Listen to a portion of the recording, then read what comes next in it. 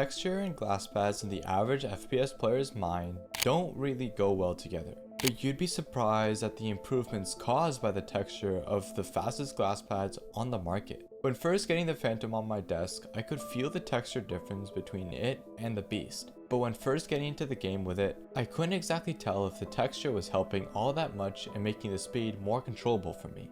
I was having doubts about whether, even with a textured speed pad, this level of speed was controllable for me. Using any of my own mice on this pad, especially the MMAK-V2, a 20g mod kit for the OP1AK, found on MightyMouseCustoms.com, link in the description, felt like a dream. Having all the weight in my fingertips instead of further back in my palm created a pencil-like aiming experience with this mouse, as I had my fingers controlling all the weight of my mouse instead of my palm, creating more accurate movements with the mouse. First, to describe the quality of this pad, it's a 500 by 450mm glass pad with a full silicone base. The edges of this pad are tapered unlike almost all other glass pads that have been released, besides the new wallhack pads that have just released, such as the VA005, which do have the same quality. The packaging of this pad is mostly the same as all of Tek's other recent glass pads like the Beast. The pad does come with a microfiber dusting cloth for cleaning off the pad. For all retail units, the pad does come with mouse gates, however since my unit was a review unit, it didn't come with dust gates, which I don't mind. The overall using experience of this pad is on par with all of Tek's other pads. The quality is amazing, I get no sensor skips or issues when aiming on this pad. It is the same thickness as all of his other pads such as the Beast, but the rounded corners of this pad is a nice improvement for those who have their forearms touching the edge of the pad. But all those things are nice for the pad in specific, but I want to talk about what this pad has taught me and what I realized before about glass pads. Whenever I try a glass mouse pad, I always bring up my experience with other glass pads. That's because some of these pads had both good and bad qualities of them. Initially, when I started chasing the next best glass mouse pad, I saw the skypad 3.0 as being the best pad for me. Then the wallhack SP004 released after a little over a year of using the 3.0, and it offered new levels of speed and smoothness, both things I really wanted from the glass mouse pad at the time. I love the smoothness that this pad offered alongside its fastest surface of any mouse pad at its time of release. There's nothing like having that close to zero texture and infinite speed on a glass mouse pad, and I could only think of what would be even better than this. I have a full review of the SP004 if you would like to hear my full thoughts on that pad. I didn't see any company looking for or trying to release a mousepad that was similar or even better in terms of what I was looking for.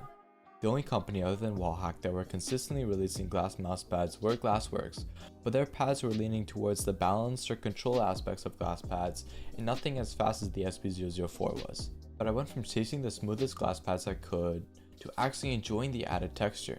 This came after I realized I was looking for a glass pad which had the speed and the added ability to control that speed. Both of these things sound like an antithesis, but it's true. Having fine texture on the glass pad makes micro adjustments not impossible. And the thought always stuck in my head, what if we cranked it up to 100? What if there was a glass pad that was even faster than the Beast while keeping the texture? That is what I so desired in the pad. The Entity, Tek's small batch release pad, is currently the fastest glass pad on the market, but it wasn't textured whatsoever. I would compare it to having the texture of the 3.0.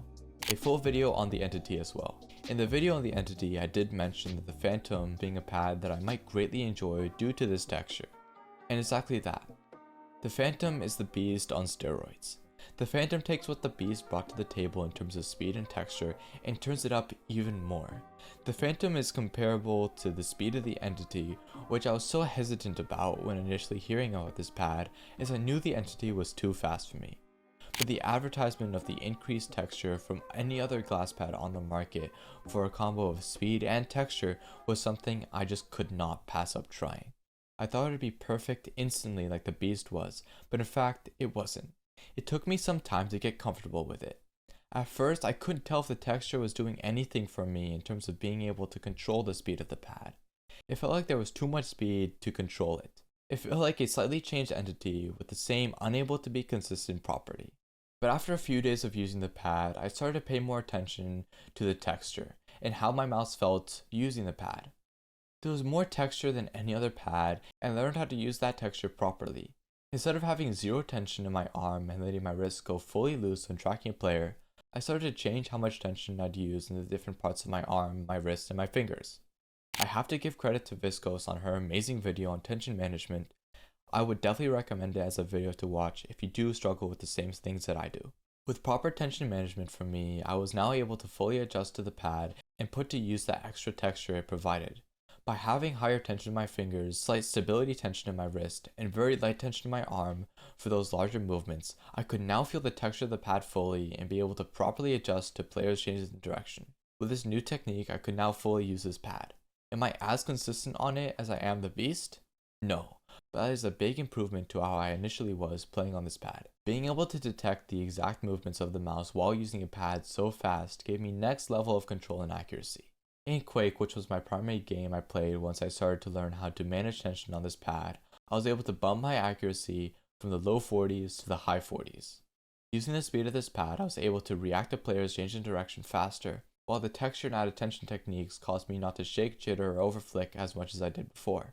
I felt much more in control of my movements. One thing this pad advertised for having was the ability to slow down a great amount due to the surface texture when pressing into the pad. I did feel this change in speed when doing so, but it turns out it's not as good of a feature as I originally thought it'd be. See, a Glasspad is meant to be consistent, and having a change in the speed of the surface for me removes that consistency. When pressing to the pad, I found that I lost basically all ability to track a player or make micro adjustments. Maybe it's due to a lack of skill, but I'm not able to properly adjust to the slowdown, and pressing into the pad makes my aim worse unless I'm going for target switches where I want the stability and slight bit of stopping power. I don't see any improvement that would be brought from having that change in speed when pressing down. In Apex it was the same way. Having the speed to react to a player's change in direction was a necessity. Before adjusting to this pad, I wouldn't be able to fully track a player well, but once adjusted, aiming on the pad felt much more natural and I wasn't fighting the pad as much as I was doing before. I still don't think I'm as consistent or smooth as I would be on the Beast, and having a pad like this is very fun to play on, and that is my key takeaway for this pad. It's fun, but not consistent. I feel like there was more of a learning curve when using this pad than any other mousepad I've used before. I had to learn new techniques to keep up with this pad. I see the midpoint of the perfection of Glasspads as being between the Beast and the Phantom, and for that reason. I don't see the Phantom as being the pad that I could go back to and be consistent on. There definitely will be a pad in the future that matches the criteria that I'm looking for, but this pad's not it. Thank you guys so much for watching. Till next time, peace.